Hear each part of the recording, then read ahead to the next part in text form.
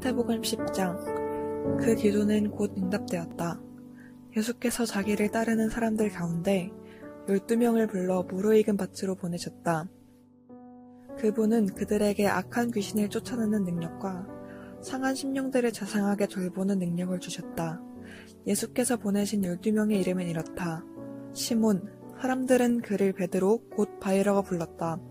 그의 동생 안드레, 세베대의 아들 야고보, 그의 동생 요한, 빌립, 바돌로메, 도마, 세금 징수원 마태, 알페오의 아들 야고보, 다데오, 가나안 사람 시몬, 가론 유다, 나중에 그분에게 등을 돌린 자다. 예수께서 12명의 추수할 일꾼을 보내시며 이렇게 당부하셨다. 믿지 않는 자들을 회심하려고 먼 곳부터 다니지 마라. 공공연한 적과 거창하게 싸우려 들지도 마라. 바로 여기 가까이 있는 잃어버린 사람들, 혼란에 빠진 사람들한테 가거라. 그들에게 하나님 나라가 여기 있다고 말하여라. 병든 사람들에게 건강을 되찾아주고 죽은 사람들을 다시 살려주어라. 버림받은 사람들을 만져주어라. 귀신을 쫓아내어라. 너희가 후한 대접을 받았으니 너희도 후하게 살아라. 시작하기 전에 모금 행사를 벌여야겠다고 생각하지 마라. 너희에게는 많은 준비가 필요 없다. 너희 자신을 준비하여라. 하루 세끼 먹을 것만 있어도 너희는 이 일을 계속할 수 있다. 짐을 가볍게 하고 다녀라. 어떤 성읍이나 마을에 들어가거든 굳이 고급 여관에 묵지 마라. 수수한 사람들이 사는 적당한 곳을 찾아가 떠날 때까지 그곳으로 만족하여라. 문을 두드릴 때는 정중히 인사하여라.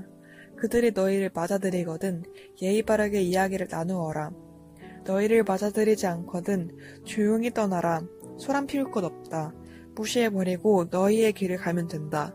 심판날에 그들은 틀림없이 크게 후회하겠지만 그것은 지금 너희가 신경 쓸 일이 아니다. 늘 정신을 바짝 차려라. 내가 너희에게 맡기는 일은 위험한 일이다. 너희는 이릿대 속을 달리는 양과 같으니 너희에게 시선이 쏠리지 않게 하여라. 뱀처럼 영리하고 비둘기처럼 순수하여라. 세상을 몰라서는 안 된다. 어떤 사람들은 너희의 동기를 비난할 것이고 어떤 사람들은 너희의 평판을 더럽힐 것이다. 단지 나를 믿는 이유만으로 그렇게 할 것이다. 그들이 너희를 법정으로 끌고 가더라도 당황하지 마라. 그들은 자기도 모르게 너희와 나에게 호의를 베풀어 준 것이다. 너희에게 천국 소식을 전할 무대를 만들어 준 것이다. 그때 무엇을 말할지 어떻게 말할지 걱정하지 마라. 꼭 맞는 말이 떠오를 것이다. 너희 아버지의 영이 필요한 말을 주실 것이다.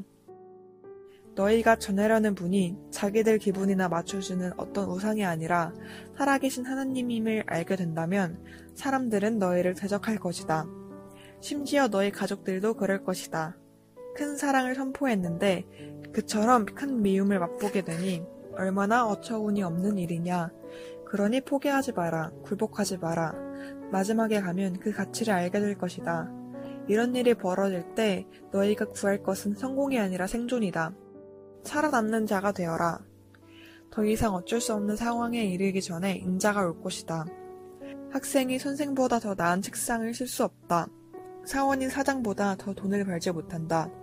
너희는 내 학생이요 내 추수할 일꾼이니 나와 똑같은 대접을 받거든 만족하여라. 아예 기뻐하여라. 그들이 주인인 나를 똥 묻은 화상이라고 부르는데 일꾼들이야 더 무엇을 바라겠느냐. 겁먹지 마라. 언젠가는 모든 것이 밝혀져 모든 사람이 일의 진실을 알게 될 것이다.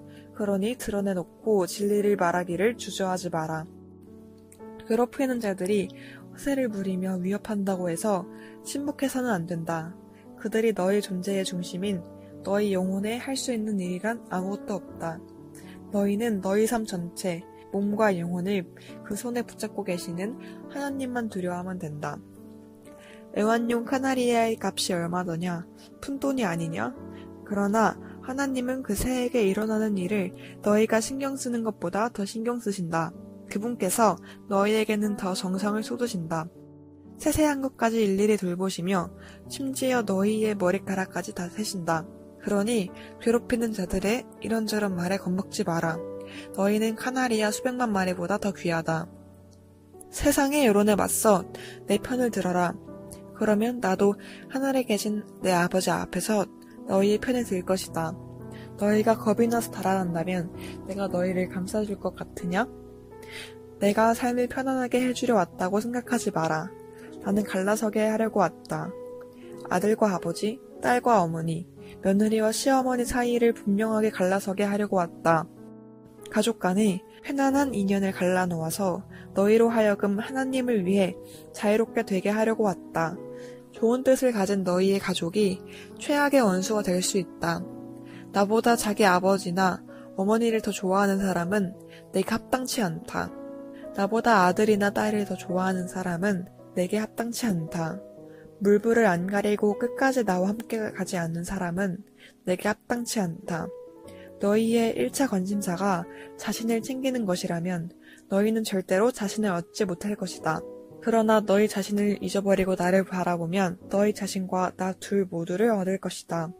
이 추수하는 일에 우리는 긴밀히 얽혀 있다. 누구든지 너희가 하는 일을 받아들이는 사람은 너희를 보는 나를 받아들이는 것이다. 누구든지 내가 하는 일을 받아들이는 사람은 나를 보내신 내 아버지를 받아들이는 것이다. 하나님의 심부름꾼을 받아들이는 것은 하나님의 심부름꾼이 되는 것이나 마찬가지이다. 누군가의 도움을 받아들이는 것은 누군가에게 도움을 베푸는 것이나 다름없다.